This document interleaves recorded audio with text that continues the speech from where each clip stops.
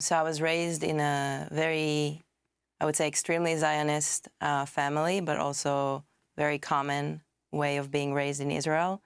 I have a lot of war heroes in my family, fallen soldiers, Lehi recruiters, Air Force commanders, and the like, Mossad agents. And as the child of my father, I was recruited into the Air Force. And after 6 months of serving, my base was moved from Tel Aviv to the south. This was 2002. And I was asked to send planes to fuel planes that were going into Gaza, to bomb Gaza.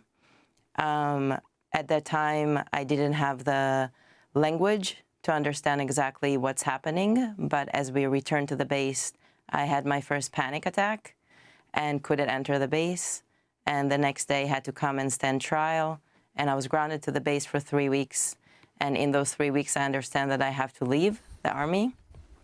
And that, knowing at that moment, made me want to take my life because it was so against everything I was taught. Raised extremely Israeli, which was also meant that I wasn't raised very Jewish, which is also a very common thing.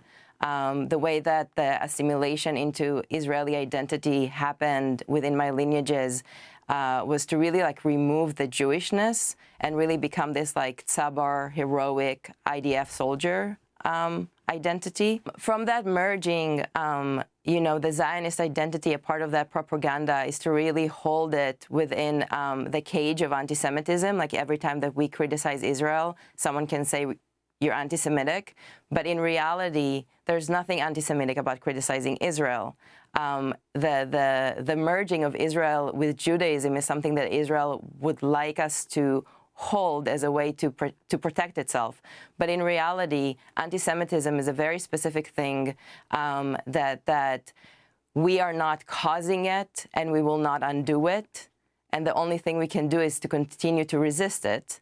And at the same time, what Israel is doing right now has nothing to do with anti-Semitism. What Israel is doing right now is a genocide. What Israel has been doing for the past 75 years is apartheid, is occupation.